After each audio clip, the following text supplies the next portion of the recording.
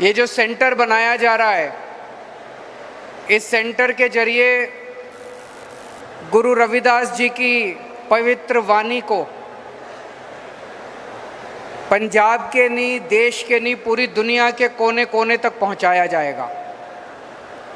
उसके ऊपर रिसर्च की जाएगी, शोध किया जाएगा, अनुसंधान किया जाएगा। इतने महान और पुण्य काम में मुझे भागीदार बनने का मौका मिला, इसके लिए मैं बहुत बहुत सौभाग्यशाली अपने आप को मानता हूँ। बाबा साहब अंबेडकर, उन्होंने अपने जीवन में सबसे ज़्यादा महत्व शिक्षा को दिया था। वो एक बहुत बहुत गरीब परिवार से आते थे, उनके घर में खाने को भी कुछ नहीं था और उन दिनों में छुआछूत भी बहुत ज़्यादा थी। वो जब स्कूल जाते थे तो उनको क्लास के बाहर बिठा देते थे। ऐसे परिवार से और ऐसे गांव से निकल के उन्होंने एक पीएचडी की डिग्री करी अमेरिका से और एक पीएचडी की डिग्री करी लंदन से। दो पीएचडी की डिग्री उस जमाने में करी थी और वो हमारे देश के आज़ाद भारत के कानून मंत्री बने और उन्होंने हमारे देश का संविधान लिखा। आज भारत के संविधान को पूरी दुनिया मानती है। तो उन्होंने अपनी ज़िंदगी में सबसे ज़्यादा महत्व शिक्षा को दिया था कि कुछ भी करो, एक टाइम रोटी कम खा लो, लेकिन अपने बच्चों को अच्छी शिक्षा देनी है। आज तक इतनी सरकारें आई हमारे देश के अंदर, हमारी तो नई नई पार्टी अभी अभी आई है। हमारे पहले कितनी सरकारें आई, किसी सरकार ने आपके बच्चों को अच्छी शिक्षा देने का काम नहीं किया। किसी सरकार ने स्कूल बनाने का काम नहीं किया। नाम के वास्ते सरकारी स्कूल बना दिए। इतना बुरा हाल है सरकारी स्कूलों का, इतना बुरा हाल है सरकारी स्कूलों का। एक गरीब आदमी को, एससी समाज के लोगों को, दलित समाज के लोगों को अपनी मजबूरी में अपने बच्चों को सरकारी स्कूल में भेजना पड़ता है, क्योंकि पैसे नहीं है, घर में पैसे नहीं है, इसलिए बच्चों को सरकारी स्कूल में भेजना पड़ता है। दिल्ली के अंदर हमने सारे सरकारी स्कूल शानदार बना दिए, प्राइवेट स्कूलों से भी अच्छे कर दिए। अब दिल्ली के हमारे सरकारी स्कूलों के बच्चे डॉक्टर बन रहे हैं, इंजीनियर बन रहे हैं, वकील बन रहे हैं। सरकारी स्कूलों के दलितों के बच्चे, एससी समाज के बच्चे, उनको कई कई लाख रुपए महीने की तनख्वाह मिलनी चालू हो गई है। मुझे बेहद खुशी है कि मान साहब ने भी, भगवंत मान साहब ने भी पंजाब के अंदर सरकारी स्कूलों का कायाकल्प करने का काम शुरू कर दिया है। पंजाब थोड़ा बड़ा राज्य है, थोड़ा सा टाइम लगेगा, लेकिन मुझे लगता है अगले 5 साल के अंदर हम पंजाब के सारे सरकारी स्कूलों का कायाकल्प कर देंगे। आज मैं बड़े विश्वास के साथ कह सकता हूं, आपके सबके बच्चों को अच्छी शिक्षा देने की जिम्मेदारी हमारी है। आपके सबके बच्चों को अच्छा रोजगार देने की जिम्मेदारी हमारी है। ये बात मैं, अभी तो कोई चुनाव नहीं है, कुछ नहीं है, आपके बीच में आके कह रहा हूँ, क्योंकि हमारी पार्टी आम लोगों की पार्टी है। हम आम लोग हैं, आम जनता से निकल के आए हैं, आम आदमी का दर्द समझते हैं। हमें राजनीति करनी नहीं आती, हमें गंदी पॉलिटिक्स करनी, भ्रष्टाचार करना नहीं आता। दिल्ली के अंदर जैसे हमने सारे सरकारी स्कूल 5 साल में शानदार बना दिए, पंजाब के अंदर भी अगले 5 साल के अंदर सारे सरकारी स्कूल शानदार बनाएंगे, आपके एक एक बच्चे को अच्छी शिक्षा दिलवाएंगे। ऐसे ही सरकारी अस्पताल हैं, सरकारी अस्पतालों का बहुत बुरा हाल है। बीमार हो जाए तो कौन जाता है सरकारी अस्पताल में? गरीब आदमी जाता है। गरीब आदमी के पास पैसे नहीं है, वो प्राइवेट अस्पताल में इलाज नहीं करा सकता, वो प्राइवेट बड़े बड़े अस्पतालों में पैसा नहीं खर्च कर सकता, बहुत महंगा हो गया इलाज, इसलिए बेचारा गरीब आदमी सरकारी अस्पताल में जाता है। सरकारी अस्पतालों की बिल्डिंग टूटी पड़ी है, मशीनें काम नहीं करती, दवाइयाँ नहीं मिलती, टेस्ट नहीं होते, डॉक्टर नहीं आते। दिल्ली के सारे सरकारी अस्पतालों को शानदार बना दिया। दिल्ली के सारे सरकारी अस्पताल एयर कंडीशनड बना दिए। सरकारी अस्पताल बड़े बड़े प्राइवेट अस्पतालों से ज़्यादा अच्छे हैं।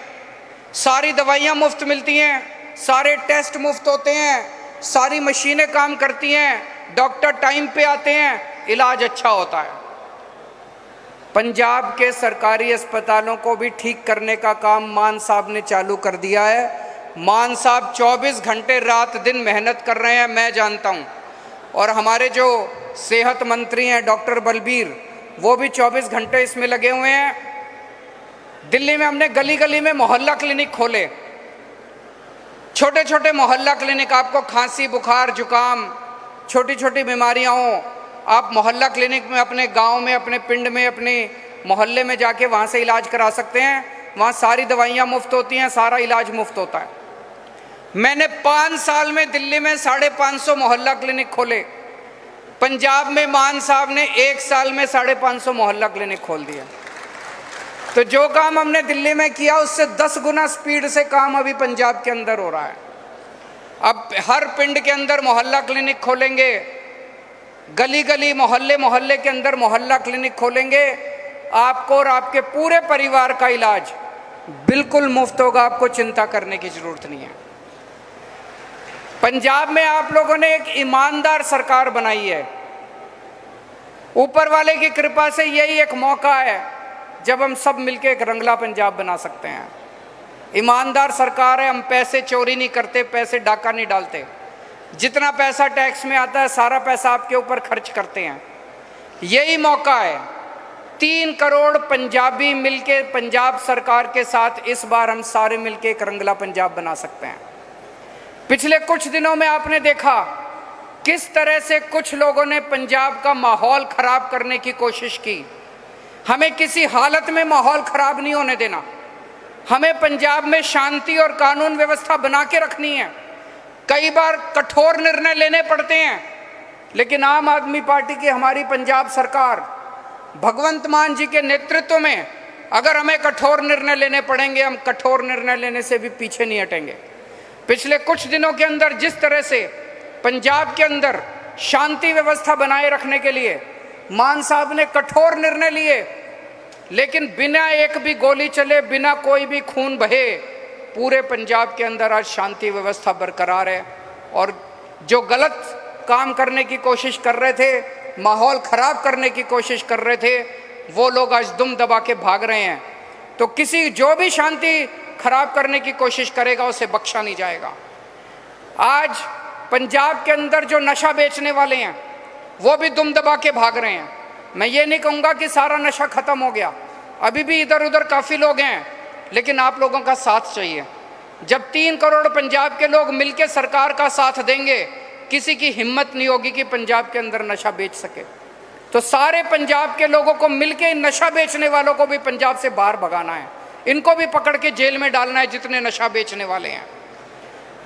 तो मैं कानून व्यवस्था के अंदर भी जितना सुधार हुआ है, जब पंजाब में हमारी सरकार बनी, हम देखते थे बड़े बड़े गैंगस्टर, बड़े बड़े अपराधी, कोई इस नेता का है, कोई उस पार्टी का है, कोई उसके साथ उसका संबंध है, वो उसका माई बाप है, वो उसका गॉडफादर है, सबकी कहीं ना, सारे गैंगस्टर, सारे बड़े बड़े अपराधियों की कहीं ना कहीं सेटिंग थी, इसीलिए किसी को पकड़ा नहीं जाता था।